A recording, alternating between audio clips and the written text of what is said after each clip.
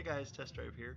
Wanted to show you some gameplay replay footage of a recent match I had with Lynessas Final Form. This matchup is against a control warlock, and I thought that since this is going to probably be a pretty popular deck on the ladder, it'd be a fun one to take a look at. So on turn 1, he plays a Voidwalker, which is honestly a little confusing to me. Him being a control warlock, as it would turn out, I'm a little surprised that he runs that particular card. But you know, sometimes you're really just trying to get past the aggro, and it is a really good anti-aggro card for the very early stages. So I could see why he just wants to get to his turn 5, and he might play an extra Voidwalker in his deck just to kind of help, you know, get him through the aggro matchups. But nonetheless, I see the Voidwalker, and I figured that I was up against a Zoo deck at that point.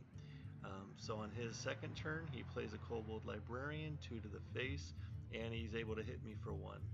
It's now my second turn, and I just have a hero power. I do not want a Primal Fin here, of course, because he could just trade it, and I want to try to get my Primal Fin with some kind of buff.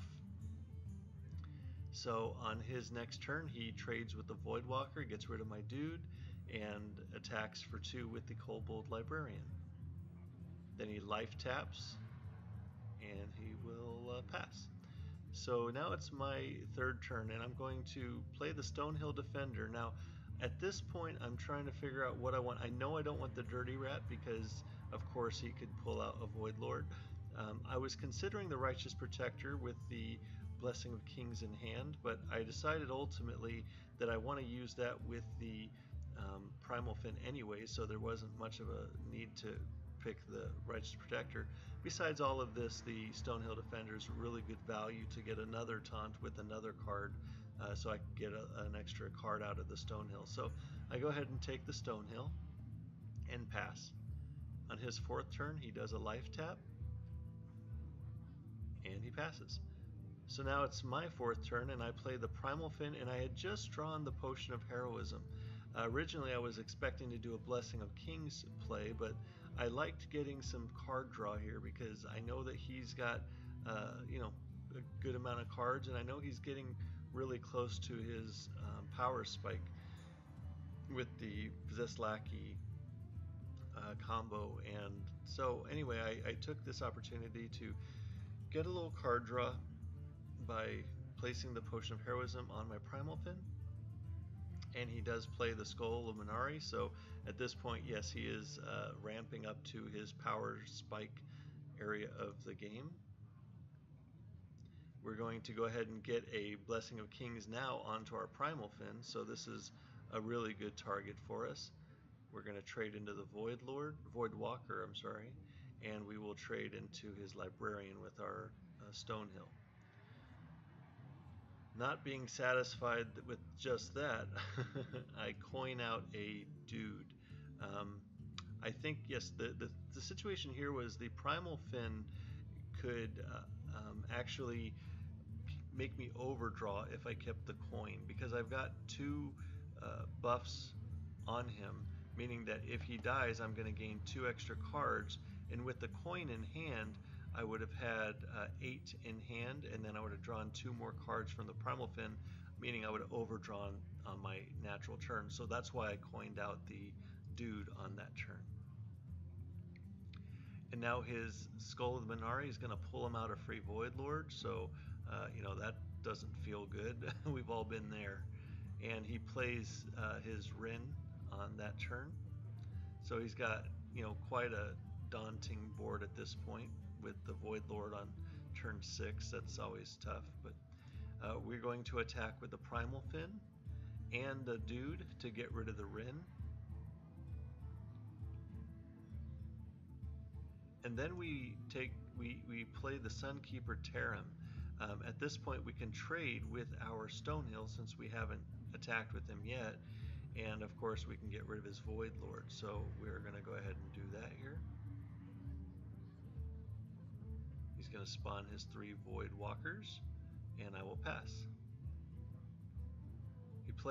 He doesn't play, he Skull of the Minari's out a second Void Lord, so that was pretty, you know, again, a pretty strong play on board, and he still has the 7 mana to do whatever he wants with. So that was quite a big play. So now he gets out his lackey, and he has 2 more mana left. So again, this is a pretty daunting board that he's got developed. He life taps for 2, and he's going to pass. So it's on our turn. We're going to take the Primal Fin attack on the Void Lord, and that's going to spawn those 2 spells that were in him, which was the Potion of Heroism and the Blessing of Kings. I really like the Primal Fins in this deck, as they help get your Lynessas so big in the late game, and you really do feel the power that these continue to distribute out during the mid game. Like right now, I have enough that I can Blessing of Kings or Potion of Heroism plus another play, which would not have been available to me if I had just played those on a Righteous Protector or something. So I really like the Primal Fin addition to the deck. I attack his Void Lord with my Sunkeeper. I play a Wild Pyromancer, and I Consecration. So I was trying previously with the 2 attacks I made on the Void Lord to get the Void Lord down to 3, so that I can pop all his 3 damage, 3 health minions with a Consecration Pyromancer combo. I do realize, of course, that that's going to trigger his lackey, and in this case he gets a Doom Guard out of it, but it clears most of his board, so of course that's something I was okay with. He gets another Doom Guard out for free with the Skull Minari, so he's just getting excellent value out of his skull in this matchup. And then he Mortal Coils my Pyromancer. He's able to attack with the Doomsayer, and now he's got a clear and free board. And he plays a Cabal Trafficker. I think that's a pretty interesting value card for a Control Warlock deck. I think it's actually pretty interesting addition that he's put in there. Then he's going to go ahead and get his attacks in there. He'll get 8 damage to face. So yeah, he's got a very nice board state here. I didn't know at the time what he got out the Cabal, of course, but with those 2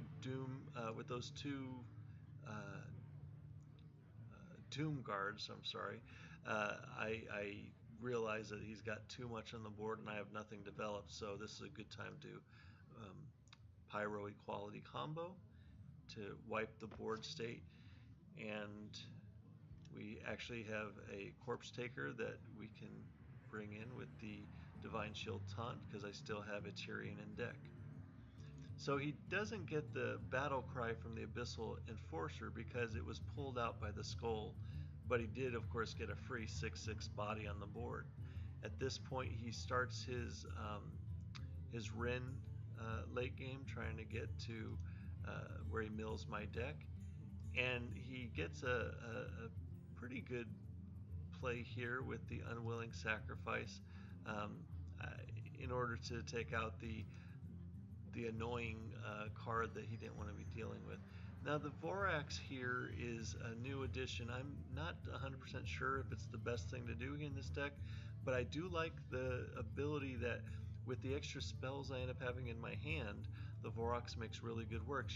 The Vorax does not proc extra spells for your Lynessa combo, but nonetheless just having a very strong target for the spells that doubles up each spell's effectiveness during the gameplay has been very nice as well. So I do play the Vorax here, and I get a Blessing of Kings down on him, and of course with the Vorax passive, that means I'm getting an extra Blessing of Kings little plant, seedling plant right there. So 2 for the price of 1 out of my Blessing of Kings. So on his turn he's going to go ahead and Gul'dan. So now I know that I won't have to deal with the Doom Guards anymore in this game, but of course now he's got a full board. He's got a replenished board. So, you really want to be patient with the Control Warlock deck.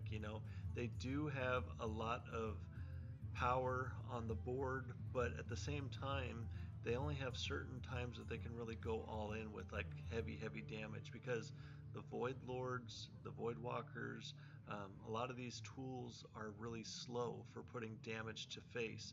So the Doom Guards, of course, push a lot of damage, but if you can navigate around the Doom Guard plays and try to minimize the amount of uptime that the Doom Guards have, you can overcome the control or the Q block decks. So here I do an equality and a potion of heroism. Okay, so this is going to give me an extra potion of heroism and a Spike Ridge Steed.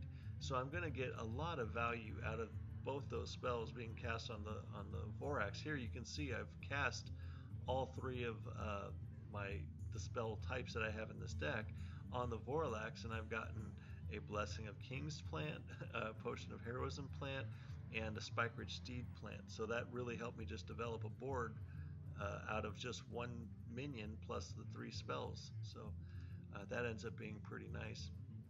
I'm going to trade my plant into his Void Lord, and he'll spawn the three little guys.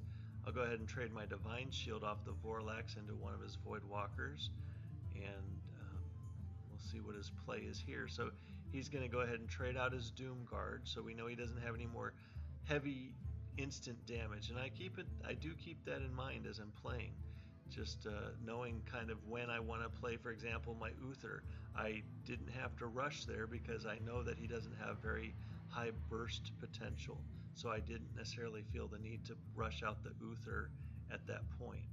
And I was able to slowly, kind of naturally deal with his board rather than, trying to weapon it down. I was able to develop a minion board instead. So the Spike Ridge Steed comes down. Of course, the Wicker Flame would be a really good target, but I just don't know if he's going to be running a Siphon Soul in this kind of deck. I kind of would expect it. So I didn't want to overinvest into the Wicker Flame, although, at 14 health, it might have been, really nice to have that lifesteal. But I just wanted to split up my resources a little bit so that he couldn't just wreck me with one Siphon Soul.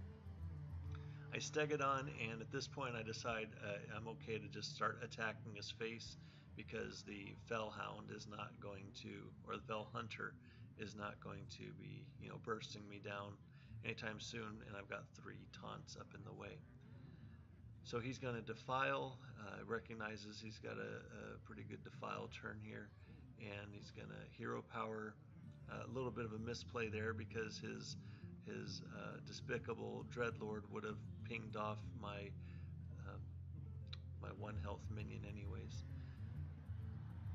So here we're going to go ahead and Blessing of Kings up our Stegodon. Now this play was, I didn't think I want the Abomination. The Grime Street looked really good, and then the Righteous Protector. So in this particular case, we're getting to a point where I only have 3 cards in the hand, and so I'm going to be looking for the best card I could out of there, which would be the Grime Street Protector, as far as the most heavy hitting, the meatiest card I could find in this slot. He's going to go ahead and trade out my Stonehill and siphon the dude, the 1/1. Such a strong hero power, having that 3 damage with lifesteal. Now this was a really good unwilling sacrifice. Being able to kill his lowly Fell Hunter and get my 8, I don't know what his health was at that point, but like 813 or whatever it was, that was really a nice play for him to get rid of a big threat that I have. So, Stegodon comes out from the Spike Ridge Steed, and at this point I go ahead and take the opportunity to get my Uther in play, and I'm going to attack him in face with both of these. Now the reason I'm doing this instead of trading with his Fell Hunter is I recognize that I have an opportunity to possibly kill him with the 3 attacks to face plus, and of course I'm going to need to push a little extra damage in order to do that. But I'm going to be able to start putting pressure on him with the four horsemen hero power, and he'll have to start dealing with that specifically, as opposed to just dealing with whatever else I'm playing or dealing with my life total. I know that becomes an issue. He has to start to put resources to. So I went ahead and attacked him to face with the new Uther um, Grave Vengeance with the lifesteal, giving me some more life as well. And now he Nazoth. That's the thing about these control warlocks, is they have a lot of just late game power. It can be really hard to push through the lethal damage. So, anyways, now we are once again staring down a pretty difficult board state. And in this case, I see that I'm going to have to play the Lynessa, just because, if I don't, I'm going to die pretty much next turn. Yeah, so I had no choice but to play the Lynessa. The other thing is, though, of course, I would have loved to wait till I have Zola for my Lynessa combo, but I didn't really have a choice. Now I drew Zola off of the Potion of Heroism card draw, and Lynessa goes ahead and fires up to a 1725. So really nice stats there. I play the Doomsayer. Now the Doomsayer would clear his board except for the little voidlings. And I'm not too worried about the lackey having another powerful minion to pull out, because he's already played all of the really powerful ones that I could account for, at least.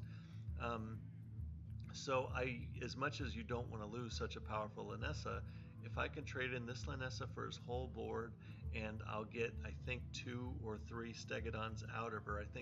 I don't remember how many she was procced up to at the point, but I knew I'd get 2 or 3 Stegodons anyway. So I go ahead and play that Doomsayer, and this is a situation where this late in the game, usually a Doomsayer doesn't have much of a hope to stick on the board from a cleared board state against a fully developed board. Usually there's not a lot of combination of cards that you can put with a Doomsayer in order to do that. About the only one that comes to mind is a Freeze Mage freezing the board with a Doomsayer. But that's about the only time that I generally will see a Doomsayer have this kind of effect in the late game, because the Lynessa is just such a good bodyguard for him. So this turn took him a while to decide what he wanted to do. This was a rope turn for him. And ultimately, he goes ahead and does the Soulfire and Hero Power on my Doomsayer. So actually at this point, I was happy about that, because I had just drawn the Zola off of the Potion of Heroism. So I knew that was actually better for me than he probably would have known. And then he's going to go ahead and just attack. Did he attack? I thought I saw it. Yeah, he did attack. So he attacks, and he cubes a void. No, what did he cube here? Was it a Void Lord? No, he cubed a Rin. He cubed a Rin. I think he's just looking for a lot of value out of hand, given that he's... So, okay. I think he was just looking to get a lot of value out of hand, because you can just keep, populating new, fell hunters out of these cards. Maybe he should have taken a Void Lord instead. It's a little hard to say exactly what he was thinking would be the best thing, because he also didn't have a lot of space to be playing with Void Lords, so he might have felt like he needed more in the hand than he needed on the board, and that could have been the decision for him. Anyways, at this point, I was able to play a Zola onto my Lynessa, so that's good, and then I hero powered out a Horseman. This is basically just to start putting some pressure on him once again. If I ever get 4 of these out at a time, then he loses the game automatically. I am hidden behind a very large Lynessa right now, and I'm going to have another one. But actually, in this case, I decided that, let's see this come out. So I do decide that it's still worth it for me to trade in this Lynessa for this entire board, because I don't have a lot of ways to deal with the board, and I'm also thinking about his Rin. Is he going to be able to Rin me? Um, but anyways, I decided ultimately that this Lynessa was worth his board, so I played the second Doomsayer here, and because I also know I can reload with the second Lynessa. I wouldn't have made that play if I didn't have the second Lynessa in hand from the Zola. So he's going to take this opportunity to go ahead and develop into his Azari in hand, at least, so he has the Azari in hand. And the Doomsayer is going to go off and clear the board. So when it clears the board, he's going to get the Void Walkers out of the Void Lord, and then he's going to get 2 Rins out of the cube. He would have had just a bunch of 1/3s instead of these 2 3/6s. And it should be mentioned that perhaps that's what he was thinking when he decided to cube the Rin, was he wanted the 3/6 stats rather than the 1/3 stats.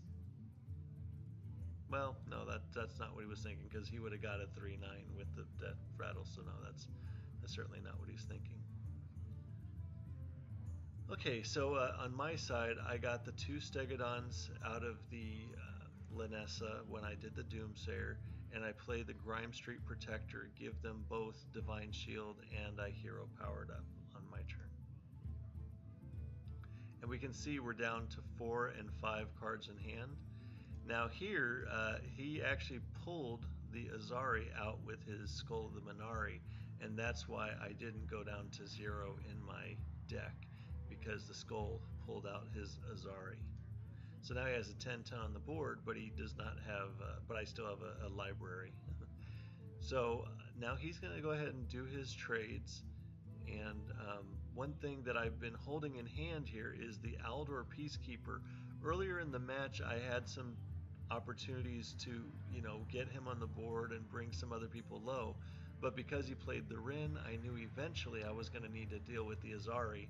So I held on to the Aldor to the late game in order to silence, quote unquote, his Azari, to make it a 1 power instead of the 10. He's going to go ahead and take out my hero power. He's still got a really big board, and I've just got the 2 Stegodons right now. He's got 28 health, I've got 19. He's got the amazing hero power. I can, over time, have a really amazing hero power, but that's only if it's going to proc, which it usually won't. So I play my second Lynessa here, another 1725. Really, really a nice minion to get for 7 mana. Makes this deck actually have a lot of staying power. And here you can see we're right in the thick of it against a control warlock at the very late stages of the game, and we can really thank Lynessa for that. We can really thank Zola for giving us a second Lynessa, and of course all the different combos before that. He gets a great Twisting Nether off here, and he takes care of my board. So for the first time, I had the board in the place that I'd want it, and he, of course, being a control warlock, was able to Twisting Nether it. And so now it's my turn, and I Tyrian Fordring and hero power. Pretty straightforward play with the options I have available. And I'm going to attack with the 2 Stegodons, just trying to chip away at his health as we're getting into this very end of this slugfest of a game. And he's going to be hero powering my hero power. So that's good, because other than him hero powering my minions, he'd be hero powering my face, meaning he'd be getting a 6-point life point swing every turn, and instead he's only getting a 3-point life swing while he's dealing with my board instead. So that hero power is coming in play in this situation too at the end here. And he's going to get his seal going. So I'm going to attack face. I just want to push damage, and I know I don't have to worry about the Fell Hunter. In this case, the Abomination I would not want to play, because I don't want to be hurting my board where I've got the actual board. Righteous Protector is just a little too weak, and the Mugushan Warden has 7 health, so I like that. Even though he's weak, he still is going to help absorb damage, so I can keep trying to push damage. And so, now we're both squarely in fatigue. We're both in the negative. And I'm going to go ahead and get my hero power down.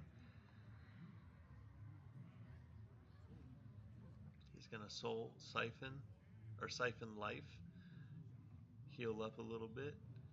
And, you know, he's dealing with a pretty big board here.